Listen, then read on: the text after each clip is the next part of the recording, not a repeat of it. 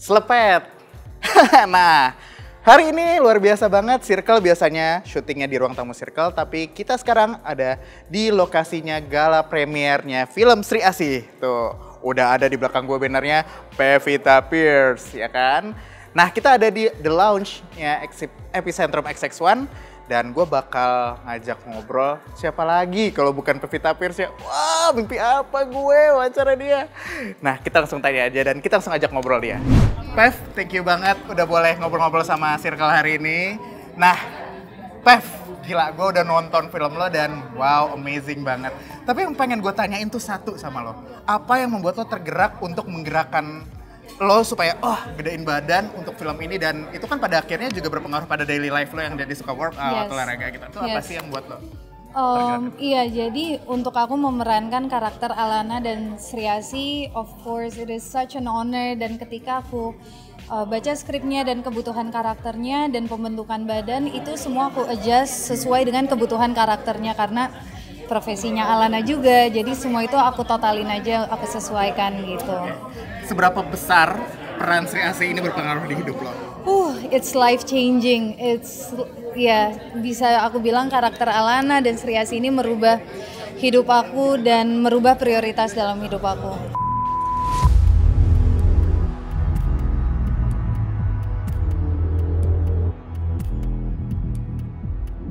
Aku senang sekali bisa bertemu dengan Sri Asih titisan Dewi Asih berikutnya. Senang sekali. Biasa. Aku punya sesuatu untuk kamu. Apa itu? Tolong dijaga dengan baik-baik. Baik. Tolong berikan ini kepada sutradara dari film Sri Asih. Siap. Terima kasih. Ini punya Dewi Asih, jadi tolong dijaga ya. Baik, kalau gitu kita superhero landing dulu. Oke. Ayo. Coba. Satu, dua, tiga.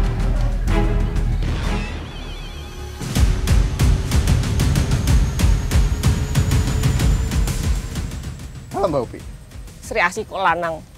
Gak usah kaget gitu dong lihat gue. Biasa aja.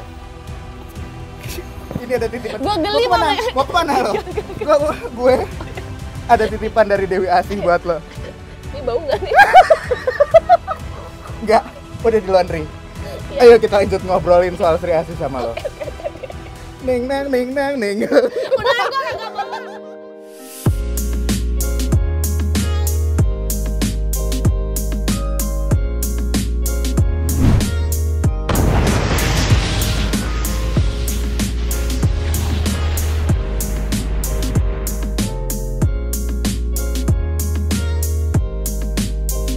Halo Circle Asumsi. Nah, dari gala premier Sri Asih di Lounge XX1 Epicentrum Jakarta, sekarang kita balik lagi nih di studio alias ruang tamunya Circle. Dan kalau tadi di premiernya kita udah wawancara Pevita Pierce, the one and only Sri Asih titisan dari Dewi Asih.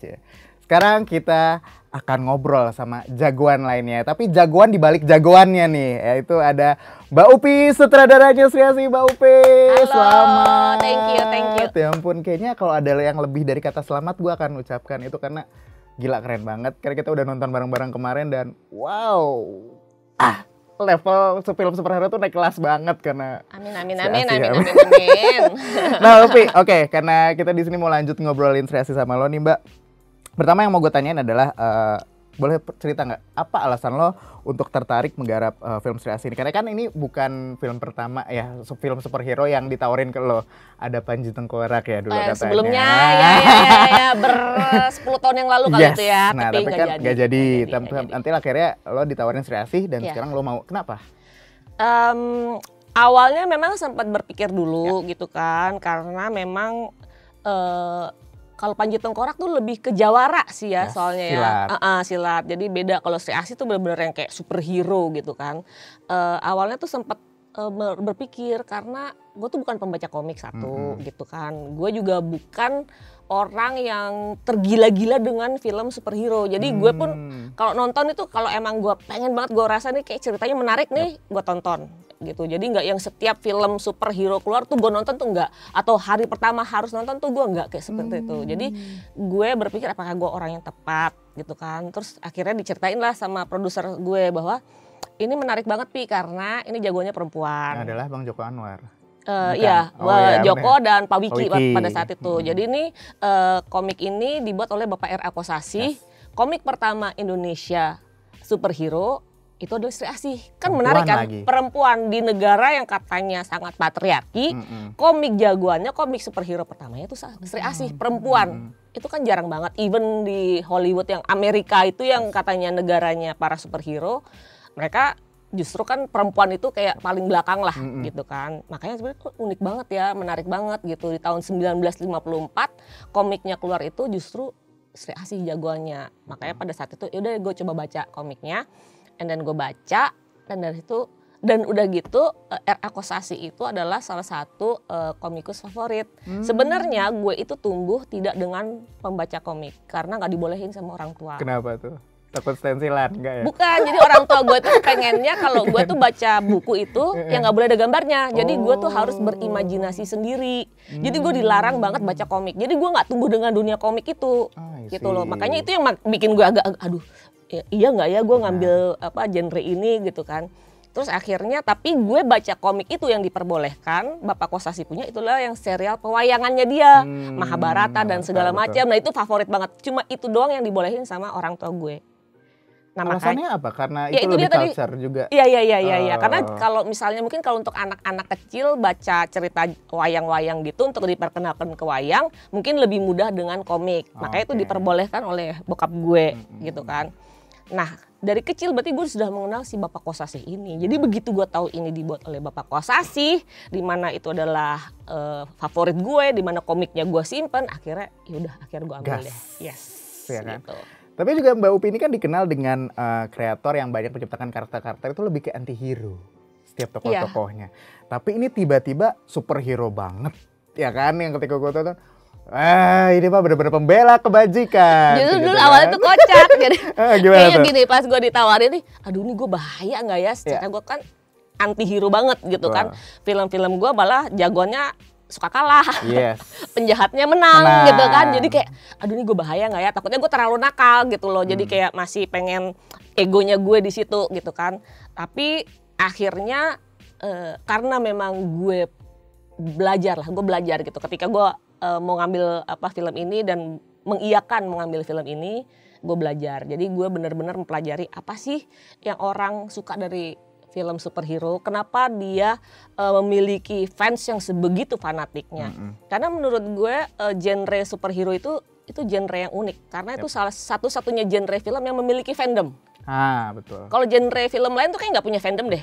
Kalau superhero tuh dia punya fandom, betul. iya, dan sangat-sangat fanatik gitu. Makanya gue pelajarin apa sih menariknya film superhero sampai orang sebegitu fanatiknya, orang sebegitu namanya, iya betul dengan genre ini gitu. Terus gue juga belajar apa sih yang orang ingin lihat di film superhero, apa sih yang mereka harapkan dari seorang tokoh superhero gitu. Jadi gue benar-benar kayak menghambelkan diri gue untuk gue belajar dari nol gitu. Bener-bener menurunkan ego lo. Dan tapi kalau menurut gue lihat lo mau ngambil conclusion untuk film Sri Asih di akhir filmnya itu pun menarik dan kayak oh begini cara Mbak Upi berdamai dengan sosok superhero yang diangkat. Karena kan kalau tadi yang lo udah singgung biasa kalah atau biasa ini. Iya. Nah yang ini tuh nonton aja lah ya kalian ya. Tapi gue langsung ngeter recall begitu. Bener ya itu ya cara berdamai lo juga ya Mbak ya. Oke, terus juga kalau kita ngobrolin kan lo juga selalu menyampaikan di berbagai kesempatan kalau ini proses syutingnya itu di masa pandemi dengan ekstra ketat, terus juga Pev waktu itu juga sempat kena COVID gitu kan, terus juga akhirnya tapi lo tetap gas dan lo kayak sempat juga insecure ngomong di beberapa kesempatan kayak minta maaf ya kalau banyak yang kurang apa segala macam teman-teman soalnya syutingnya pas pandemi nih gitu. Nah, enggak, gue gak pernah minta maaf. Pernah waktu dia ngecara Twitter Space. Maklumin gitu. Enggak, gue bilang pada saat di Twitter Space itu, gue tuh gak pernah ngomong kayak gitu. Gue justru bilang, ini yang gue ceritain bahwa gue emang syutingnya tuh susah banget, ada pandemi dan segala macam. Tapi gue tidak minta pemakluman. Jadi gue kepengen ketika orang nonton, mereka gak usah mikirin gitu. Mereka gak usah mikir, kayak dimaklumi gitu. Oh, ini syutingnya kan lagi susah nih, lagi zaman pandemi. Udahlah maklumin aja gitu. Nah, gue gak mau. Maksudnya pandemi itu tuh urusan gue gitu. Itu masalah gue. Jadi kalau penonton nonton nggak perlu memaklumi itu, dia harus melihat secara subjektif aja. Lu suka, lu nggak suka, udah. Nggak usah dimaklumi lah gitu. Betul. Keadaan syutingnya gitu. Tapi tantangan apa yang paling lo rasain tuh? Karena syuting pandemi for the first time juga kan dari segala produksi lo selama ini. Sebenarnya gue tuh agak susah juga loh mau cerita tentang pandemi ini karena gue tidak ingin meromantisasi atau mendramatisir gitu kan. Jadi takutnya nanti orang tuh kayak ini minta dimaklumi atau bagaimana gitu. Gue nggak kepengen itu gitu kan. Tapi memang kita nggak bisa melepas cerita jauh dari cerita proses pembuatan Sri Asih dengan pandemi ini karena memang yang memporak-porandakan syutingan gue sih pandemi ini juga, gitu. yes. Itu gila-gilaan sih sebenarnya karena kan ya kita tahu kan syuting superhero tuh seperti apa sih, syuting dengan action, syuting dengan ratusan kru yang sangat banyak dengan pemain yang sangat banyak, terus juga ekstras yang sangat banyak gitu kan. Terus pada saat itu masuk pandemi dan kita semua juga pada saat itu nggak tahu mesti gimana kan menghadapi pandemi, vaksin juga belum ada betul. Kan. Sementara ketika kita membuat konsepnya itu kan itu masih normal. Jadi kita udah meng-create konsep yang sedemikian besarnya, sedemikian grandnya gitu kan. Tiba-tiba masuk pandemi, nah orang tuh pada bingung tuh pada saat itu. Kayak produser juga sempet sih kayaknya lo harus pikir ulang lagi deh. Kayaknya mungkin harus ada yang disederhanakan atau ada yang dikurangi atau dikecilkan gitu. Karena nih kayak nggak mungkin nih kita syuting dengan keadaan seperti ini gitu. Tapi terus akhirnya gue mikir lagi, ini kan skrip ini sudah didesain dan semuanya sudah didesain dari awal dengan konsep misalnya sebesar ini gitu kan. Terus gue mikir kalau nanti film ini keluar dan pada saat itu sudah tidak pandemi, orang kan nggak akan mikir film ini keluar, oh ini syutingnya kan pada saat pandemi, syutingnya begini doang, oh pada saat pandemi nggak apa-apa lah gitu. Orang mungkin nggak akan mikir kayak gitu kan, mereka kan maunya dapat yang terbaik gitu. Akhirnya gue cuma putusin bahwa ini either kita jalan dengan konsep segini atau kita nggak usah jalan sama sekali gitu. Dan pada akhirnya ya pasti ada penyesuaian, tapi pada akhirnya produser mengerti gitu bahwa ya udah kalau visinya sebegitu, ya kalau penyesuaian segini deh gitu. Penyesuaiannya ya 5%. Negonya kira gitu ya. Gak banyak-banyak. Bener-bener. Menampilkan yang terbaik tadi juga udah nyebut gitu. Ini juga yang waktu itu lo sebutkan menjadi alasan kenapa film Sri Asih yang harusnya rilis tanggal 6 Oktober kemarin diundur menjadi 17 November nanti. Itu 17 November ini. Iya. Karena udah tayang, seharusnya udah tayang ya ketika filmnya tayang 17 November ini. Itu apa sebenarnya sih alasan juga yang membuat lo merasa yang mau disajikan di tanggal 6 Oktober itu belum maksimal dan terpaksa harus diundur? Apa sebenarnya alasannya? Mungkin orang tuh ketika orang harus tahu ya ketika kita memundurkan jadwal dari 6 Oktober ke 17 November itu bukan keputusan yang mudah gitu. Itu bukan keputusan yang segampang itu diambil gitu kan. Terus kayak banyak sekali pikiran komen-komen orang katanya ini untuk gara-gara apa sih, untuk promosi lah apalah. Gimmick, terus drama lah, terus ada juga yang bilang bahwa ini kayak syutingnya ada syuting ulang lagi lah gitu. Nggak ada syuting ulang tuh nggak ada sama sekali karena editing filmnya itu sudah jadi. Memang kenapa dimundurin karena memang ada hal-hal yang masih perlu dipoles lagi, khususnya CGI-nya itu yang harus masih dipoles lagi karena gue ngerasa bahwa orang tuh deserve versi terbaiknya dari Sri Asih gitu. Karena gue ngerasa masih ada beberapa yang kita masih bisa push gitu. Gue masih bisa push pada CGI artis gue untuk push limit mereka sampai yang terbaik yang bisa mereka kasih gitu dengan kondisi yang saat ini gitu. Dan ternyatanya ya itulah yang kita push sampai detik terakhir gitu. Dan hasil ketika gue tonton juga wow, CGI-nya. Alhamdulillah. Gue sampai tepuk tangan, sampai merah tangan gue kayak tepuk tangan terus tuh kemarin. Sebenarnya kenapa gue jelasin ini gitu kan, karena gue ingin supaya orang di luar tahu gitu. Karena kan banyak banget yang bilang bahwa ini terlalu gimmick lah, drama lah, katanya ingin mendompleng yang lain lah gitu kan. Enggak, itu salah sama sekali. Dan tidak ada juga syuting-syuting ulang itu nggak ada gitu. Buang pikiran negatif-negatif kalian ya. Benar. Itu pure untuk itu. Betul. Nah, terus kemarin juga sebelum akhirnya ada gala premier, terus sekarang kita udah bisa nonton di bioskop juga, itu kan ada special screening seminggu sebelumnya. Kenapa menggelar special screening ini, Mbak? Apakah ini juga bagian dari apologize, permintaan maaf dari Mbak Upi dan teman-teman karena diundur film dan akhirnya kita memberikan kesempatan untuk bisa nonton duluan gitu? Atau apa? Mungkin itu yang lebih tahu Joko sih ya. Sebenarnya itu pada saat itu juga keputusannya agak-agak detik-detik terakhir tuh kayaknya. Jadi Joko make sure bahwa memang film ini benar-benar udah jadi, udah ready untuk di-deliver ke penontonnya, dan pada saat itu dia putusin ya udahlah kenapa kita nggak bikin special screening aja ya gitu. Maksudnya ya untuk iniin lagi hype-nya gitu. Terus sekalian kita lihat juga reaksi penontonnya terhadap film ini seperti apa. Plus gitu. dapat collectible tiket, tadi gue gak kedapetan Oh, lagi, iya. gue ngantri gak dapet, aduh luar biasa. Tapi nonton loh. nggak dapat Gak dapet, Oh, gue ikut mau ngantri, otak-otak gak dapet. yang di Jakarta itu? Iya yang di Plaza Senayan, betul. Dapat 5.000 padahal berapa lah take my money gitu kan, tetap tidak dapat. Ya itu pertama kalinya. Tapi Akhirnya keren loh. gue melihat, Antusiasmenya luar ya biasa. gue melihat Sri Asih ditonton sama penontonnya hari itu. Wow, luar biasa. Nah sekarang kita ngomongin soal PEV yang jadi Sri Asih. Oh. Waktu wawancara sama PEV tadi gue nanya kenapa apa yang bikin lo mau di-push buat film ini, terus akhirnya mempengaruhi dari hidup lo, terus ya karena dia juga enjoy kita, terus juga dia merasa ini sebuah tantangan juga gitu. Nah dari lo, apa yang bikin lo yakin PEV bisa di-push seperti ini untuk menjadi Sri Asih? Sebenarnya PEV itu nggak perlu di-push ya, karena dia tanpa gue push aja dia sudah push dirinya sendiri gitu kan, dengan latihan fightingnya yang gila-gilaan itu gitu. Jadi tapi waktu itu gue sempat ngobrol sih sama PEV gitu kan.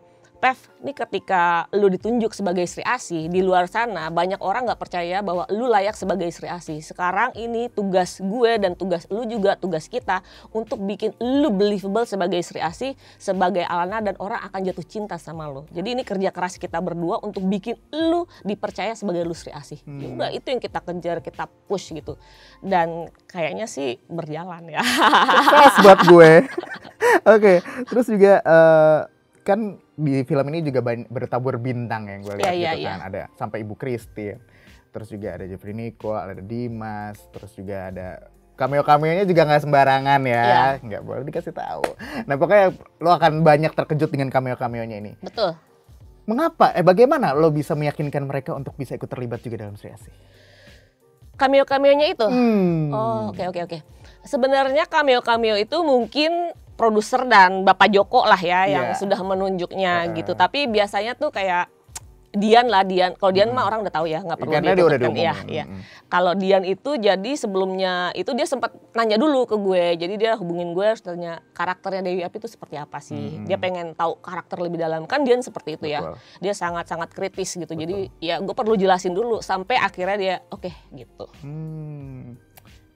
Tapi kalau untuk yang lain-lainnya mungkin Joko yang lebih meyakinkan mereka. Betul. Ada yang satu itu gue langsung kayak, ini kayaknya Bang Joko ini sih yang yakinin orang ini. Oke. Terus juga Sri Asih ini kan juga ngangkat unsur budaya Indonesia banget. Dan ketika gue ikutin cerita ini, lo benar-benar bisa nyajinnya tuh logis banget bagaimana Sri Asih itu dapat powernya itu dari titisan. Asih, betul. Titisan ini bukan spoiler ya, karena kita udah tahu semua Sri Asih itu adalah titisan. Nah, gimana lo bisa percaya diri untuk menggabungkan unsur budaya itu dengan film superhero? Ada kekhawatiran gak sih? Enggak sih, karena kan kalau misalnya apa sih yang membedakan film superhero kita dengan film superhero luar gitu kan. Kalau film superhero luar mungkin dia dekat dengan teknologi, dibentuknya dari teknologi, terus dari mungkin luar angkasa dan segala macamnya gitu kan. Kayak Sri juga ada dari luarnya juga. Cuma kan kalau di Indonesia ini gue ngelihatnya bahwa ya kita dekatnya dengan mitologi, dengan hal mistis, klinik, hal seperti itu. Jadi kan yang perlu kita tahu gimana sih, orang pengen tahu kan gimana sih dari Alana menjadi Sri Asih, prosesnya itu seperti apa, proses itu bagaimana. Nah itulah yang gue ciptakan gitu. Kalau kalian lihat ya ada sinden-sinden Jawa, itu adalah pentasbihan, proses pentasbihan gitu. Tapi gue merinding sih itu pasti. Iya. Dan PEV pas di adegan itu juga luar biasa banget. Iya, saya pikir itu juga salah satu nantinya ciri khas superhero lokal kita kali ya. Betul. Gitu. Harus ada yang unsur-unsur seperti itu. Iya, sebenarnya nggak harus juga sih. Maksudnya nanti takutnya superhero-nya harus gitu juga. Gitu. Iya. Oh, gue harus nempel budaya, enggak gitu juga. Enggak gitu juga gitu. Tapi itu bisa jadi hal yang unik sih untuk film Sri Asih. Tadinya justru awalnya gue agak ragu tuh bisa diterima sama penonton.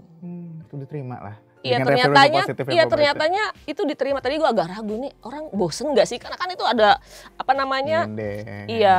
Gamelan, terus mantranya, nari-narinya dulu gitu kan. Gue pikir orang bisa terima nggak? Ternyata itu bisa diterima gitu. Iya, luar biasa. Nah, si GN ini tuh bikinnya di mana sih, Mbak? Itu orang lokal, semua orang Indonesia semua yang mengerjakannya. Sekeren itu orang kita ternyata ya. Bisa. Asal berkomitmen. Bisa asal berkomitmen. Dan sutradaranya nggak give up aja. Untungnya fighter juga ya sebenarnya. Iya, harus. Oke. Nah itu terus juga kalau Enggak, tapi mungkin kalau kita ngomong soal CGI ya, mungkin yang perlu saya tegasin juga kalau di Sri Asih ini, jadi biasanya tuh kan kita sering dengar lah bahwa tim CGI itu sering dianaktirikan. betul. Gitu kan, katanya biasanya tuh syuting dulu abis itu lempar ke CGI gitu. Kalau di Sri Asih itu nggak seperti itu. Jadi dari awal tuh karena kita udah tahu ini kita butuh CGI yang sangat banyak, karena emang gue kan bilangnya pengen bikin film superhero yang superhero banget. Which is itu artinya banyak sekali CGI-nya kan gitu. Jadi memang kesadaran itu yang bikin kita harus dari awal banget, dari praproduksi itu tim CGI udah ikut. Jadi kita ngomongin konsep, ngomongin kreatif itu tim CGI udah ikut. Ketika kita nyari lokasi, blocking shot, tim CGI juga ikut. Jadi dia tahu lokasi-lokasi kita atau dia tahu set-set kita, kebutuhannya dia apa. Dan ketika syuting mereka juga selalu ada, karena mereka harus ada. Harus terus. Yes, karena mereka ada kebutuhan yang CGI perlukan. Dan kita tuh semua diskusi terus sama, termasuk dengan DOP, termasuk juga dengan art. Karena art juga harus menyiapkan apa-apa yang dibutuhkan oleh CGI tim. Gitu. Jadi tuh dari awal tuh mereka selalu ikut sama kita. Sampai akhirnya nanti pas editing selesai dan terus sampai akhir. Wow, luar biasa totalitasnya ya. Iya, jadi di sini memang tim CGI-nya tuh benar-benar terlibat dari awal. Oke. Nah kita ngobrol di luar film Sri Asih. Sri Asih ini juga dirilisnya kan di bulan pahlawan gitu kan. Iya. Kemarin juga kan penayangan special screening itu juga dalam rangka Hari Pahlawan juga ya sebetulnya ya. Kalau menurut lo apa makna pahlawan buat seorang Upi? Orang yang bisa berarti terhadap banyak orang. Terhadap dirinya juga, keluarganya, hal-hal yang sederhana deh. Siapa pahlawan di hidup lo yang paling berpengaruh buat lo sampai sekarang? Pahlawan, siapa ya? Mungkin bokap gue. Kenapa tuh? Kayaknya gue seperti ini karena dia sih sebenarnya gitu. Dia bukan tipe orang yang kayak mendiktekan, tapi justru tanpa gue sadari, gue banyak hal yang gue dapat dari dia tanpa dia harus mendiktekan pada gue gitu. Berarti bokap tuh juga yang menjadi penentu lo sampai sekarang ya. Akhirnya lo juga bisa membuktikan as a woman, sebagai seorang perempuan tuh bisa bersinar di industri perfilman. Tapi gimana lo ngelihat yang namanya chance, kesempatan dari seorang perempuan, kesetaraan gender di industri perfilman kita tuh kayak apa sih Mbak? Kalau menurut, gue nggak tahu orang di luar sana ya, takutnya kalau itu ada yang pendapat berbeda. Betul. Justru kalau gue ngelihatnya, kalau di Amerika tuh kita sering banget lihat bahwa banyak banget yang protes kan, karena gaji aktor, artis-artisnya tuh lebih kecil dibanding perempuan, lebih kecil dibanding laki-laki. Lalu kesempatan untuk para pekerja-pekerja film perempuan bekerja itu susah gitu, karena didominasi oleh laki-laki. Di Indonesia tuh enggak, di Indonesia sama sekali enggak. Pokoknya asal lu murah aja, cepet. Oh gitu ya? Asal murah. Enggak, di Indonesia tuh enggak, asal lu bisa ditawar aja. Nego table like jos gitu ya. Di Indonesia benar, tapi itu gue jujur, gue nggak pernah mengalami kayak ada diskriminasi atau apapun. Benar, produser di Indonesia itu nggak pernah mempertanyakan cewek atau cowok atau apa. Pokoknya lebih gampang untuk perempuan-perempuan kerja di industri film di Indonesia. Kalau menurut gue, karena gue tidak mengalami hal itu gitu. Tapi di luar film lo pernah nggak? Sepanjang bisa ditawar, harga bisa digoyang, ya. Harga goyang, gas gitu ya. Nggak penting cewek apa cowok, harga bisa digoyang, oke terima. Itu ya. Tapi di luar film, lo pernah nggak sebagai seorang perempuan tuh lo dianggap remeh dengan kemampuan lo? Di luar film? Ya di luar urusan film. Kan kalau lo bilang kan di film ya nggak ada asal bisa digoyang harga ini. Tapi kalau di luar film mungkin di lingkungan pergaulan. Gue banyak kan kerjanya di film sih ya. Maksudnya di film malah cowok-cowok semua kan kebanyakan saya. Nggak pernah ada tuh. Dari awal ketika gue pertama kali terjun sebagai sutradara. Ketika gue jadi sutradara pertama kali. Chief gue tuh kayak DOP gue udah yang top. Art director gue juga udah yang punya posisi di filmnya. Semuanya tuh orang-orang yang sudah punya posisi di dunia film. Gue yang benar-benar kucluk gitu, nggak sekolah film juga. Selama karena gue punya visi, mereka menghargai. Jadi gue nggak pernah sekalipun ngerasa dikecilkan ketika gue bekerja di lingkungan gue, sama sekali nggak pernah. Sepanjang kalau cewek itu emang punya visi jelas gitu kan. Gue rasa sih enggak ya. Gue nggak ngerasa pernah mengalami itu gitu. Kalau di luar gue juga nggak pernah ngerasa kayak gitu sih. Takut kali. Tapi nih ada yang bertanya juga kayak gini. Film-filmnya Mbak Upi itu tuh identik sama cowok-cowok telanjang dada. Gue enggak. Nah itu benar nggak sih jadi signature dari film-film lo? Karena menurut gue ya, gue juga bingung tuh. Kenapa ya gue bertelanjang dada ya? Enggak, zaman dulu tuh. Enggak, zaman dulu itu kan sempat ada eranya film Indonesia tuh kan filmnya kayak cewek-cewek seksi. Gitu kan, cewek-cewek seksi. Terus kan itu kayak normal gitu cewek-cewek seksi gitu. Terus kenapa cewek-cewek nggak boleh melihat cowok-cowok seksi? Makanya jadi gue tampilin juga. Maksudnya kan normal aja gitu. Apalagi cowok kayaknya lebih normal deh bertelanjang dada ketimbang cewek bertelanjang dada. Jangan. Normal kan? Bener. Jadi itu, tapi itu bukan jadi signature dari. Enggak lah. Enggak akan selalu begitu ya. Kayaknya terakhir gue udah nggak ada cowok-cowok bertelanjang dada deh. Kan Sri Asih, Mateo. Ya itu Mateo karena dia bersih tinju ya. Memang. Kayaknya gue nggak ada sih. Dia kayak lebih demen deh. Dia lebih bertelanjang dada enggak ya? Oke Mbak, sekarang kenapa kita harus nonton film Sri Asih, dan sebenarnya selain tentang heroik gitu kan juga mungkin juga emansipasi wanita di dalam Nggak ada emansipasi wanita. Nggak ada, karena banyak yang menduga begitu. Enggak. Sebenarnya pesan apa yang mau disampaikan? Karena gue tuh cuma pengen orang-orang tuh jangan sampai salah gitu ya, bahwa Sri Asih itu dipikirnya hanya pahlawan buat perempuan. Enggak, Sri Asih itu adalah pahlawan bagi semuanya. Gitu. Dia pahlawan kita semua gitu. Jadi bukan cuma pahlawan bagi perempuan, enggak. Jadi ini bukan cerita tentang perempuan mendominasi terus semua laki-laki jadi orang jahat dan jadi negatif. Lutut gitu. Enggak. Dia pahlawan bagi heroik, semua. apa lagi misalnya yang mau disampaikan Sri Asih nih sebenarnya? Apa ya? Aduh, pertanyaan message ini lagi. Apa ya? Nonton aja kali di filmnya. Ya. Ngapain gitu sih? Gue kan bikin film. Message-nya apa yang... Mbak Upi jawabnya gitu aja harusnya. Lu disuruh siapa nanya-nanya? Itu pertanyaan standar, nggak boleh lu nanya gitu. Jadi nonton biar lo dapat pesannya sendiri ya. Karena pesan itu relatif ya, dibantuin sama hostnya. Iya, benar. Oke. Kan kayak gini, gue tuh kalau bikin film pesannya itu biar penontonnya dapat. Kalau gue ceritain ngapain gue bikin film?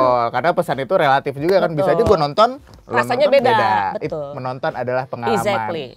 Dalam banget nih. Nah, boleh teman-teman Circle-nya Asumsi untuk diajak nonton Sri Asih sama Upi. Circle Asumsi udah tayang film Sri Asih, jangan lupa nonton ke bioskop, ajak teman-temannya semua. Oke. Kita lihat seperti apa Mbak Upi membuat film superhero perempuan pertama di Indonesia, ya kan? Yeay, Mbak Upi thank you banget udah boleh mampir. Thank Kita you. ketemu lagi di karya-karya selanjutnya. Terima kasih. Bocah Atlantis tetap butuh nggak? Tetap minta. Thank you. Thank you Circle. Sampai ketemu lagi semuanya. di Circle. Yuk gini Mbak Upi, Circle Asumsi.